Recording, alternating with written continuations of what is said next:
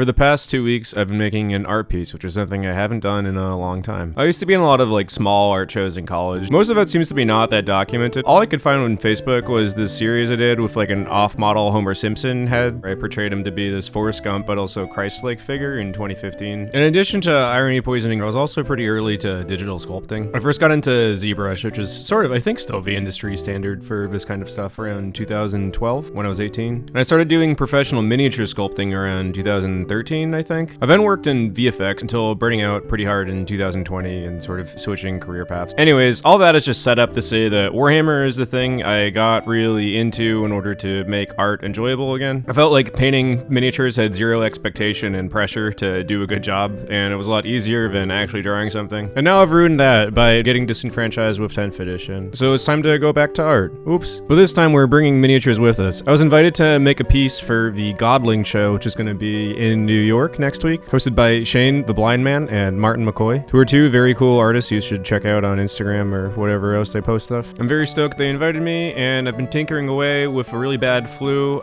just watching the Diddy documentary and also the Kanye documentary. I was very fucked up on Dayquil and edibles for like a week, just trying to get myself out of bed to get this thing done. 3 Advil a day, 3 shots of Dayquil, airbrushing and coughing my fucking lungs out. I wanted to make an old school airbrushed background as a backdrop for my piece, only really having a rough idea of what I was gonna make the whole time. I wanted to take it kind of seriously because I wanted to do a good job, but also I didn't want to stress out about it too much. It was really fun playing with this hot wire cutter for the first time. I've used like the small ones before, but I bought this specifically for the project. I made these roughly like 1-inch cubes that were gonna be my tile floor, and I used this rolled up piece of tinfoil in order to make them feel kind of imperfect and create some dents and texture. I love how a lot of Japanese artists interpret D&D monsters. For this project, and for a long time in general, specifically Dragon Quest and Earthbound are 2 games that I look to a lot for art inspiration. I'll probably be drawing inspiration from them pretty heavy-handedly for quite a few projects after this too. The most time-consuming single part of this project was just making these cubes. One very small silver lining of all the AI stuff coming out now is I feel like people are appreciating things that feel imperfect and handmade more, including me for sure. Both as a consumer and making it just feels more special, which is a very silly thing to say while unboxing a 3D printer. But as I return to digital sculpting, I want to make sure that everything I do feels like it has a little bit of like heart and charm into it. It's all I really care about in other people's work at this point, and I don't know if I'd try hard enough to do it in my own work, in a like, you know, semi-commercial context at least. If anyone's wondering, this is a Howlett X1. The parent company was nice enough to send me one for free because I have the bare minimum amount of Warhammer clout in order to garner such a favor. But I wasn't going to say anything that nice unless I really liked it, and I actually do really like this printer. I sort of stopped using my frozen one as soon as I got it. I mostly like that it like heats the resin and also feeds itself more resin if it's running out. It also doesn't need to be leveled, which is why like 90% of my prints fail. This is a Norc. Norc is short for gnome orc. The concept for the show is that everybody who goes to it is supposed to sort of roleplay as like a young god exploring the universe for the first time. And I wanted my piece to be a moral dilemma where you are confronted with the choice of saving the Norcs, which is hard and annoying, or just letting them all die because their cave is stinky and unclean and they don't know how to clean it and they're all dying from getting poisoned by the cave. I made a little game to go with the piece, which I'll post when it's done in a couple days. You have to decide if you let the Norcs die or not and how many of them you save, because saving them is a thankless task and they're not particularly like nice or pleasant to be around and might not care if you save them or not. So the moral dilemma is, do you thanklessly save them from themselves or just let them die? You have to balance your own player health, how many Norcs are alive, and then also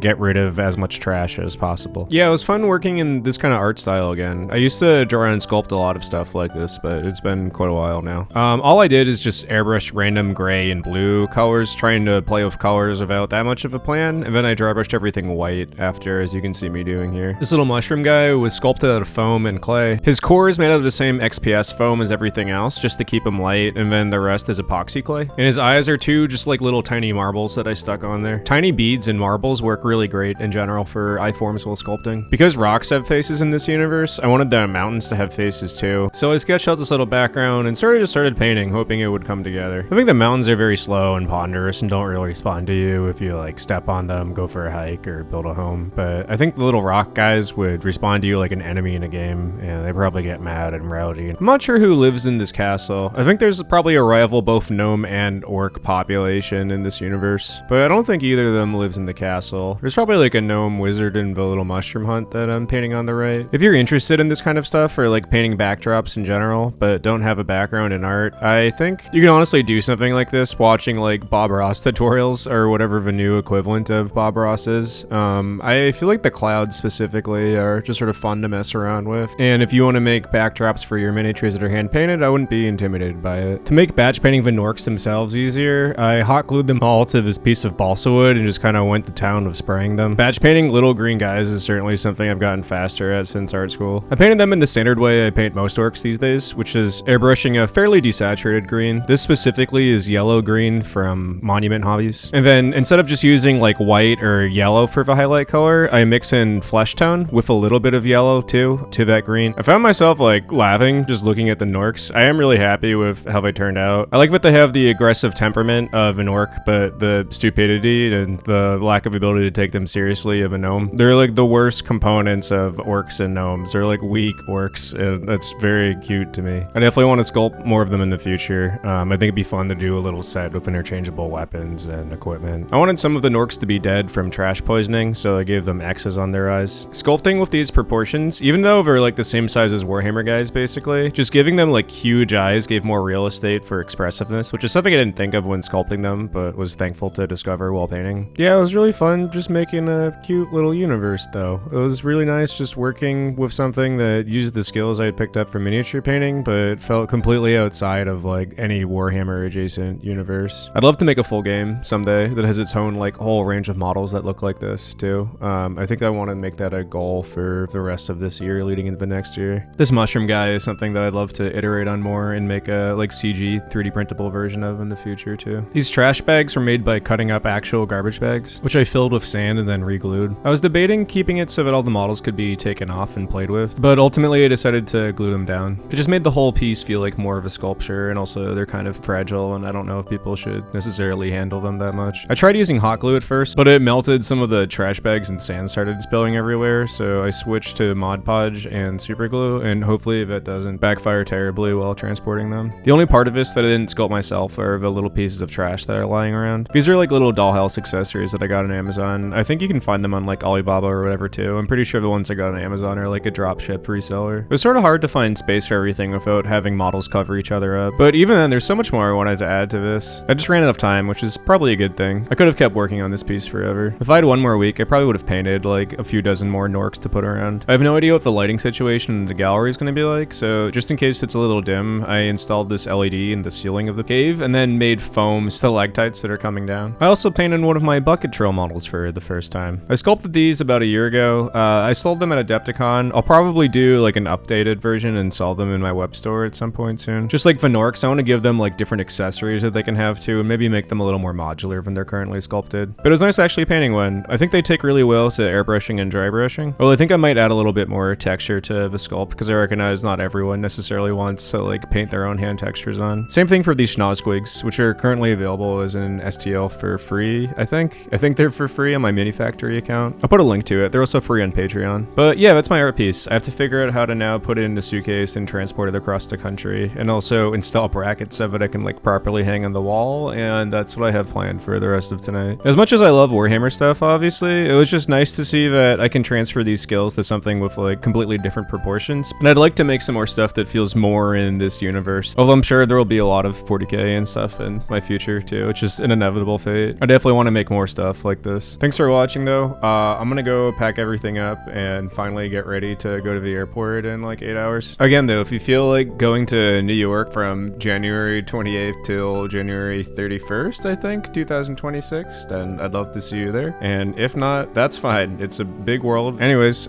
see you next time.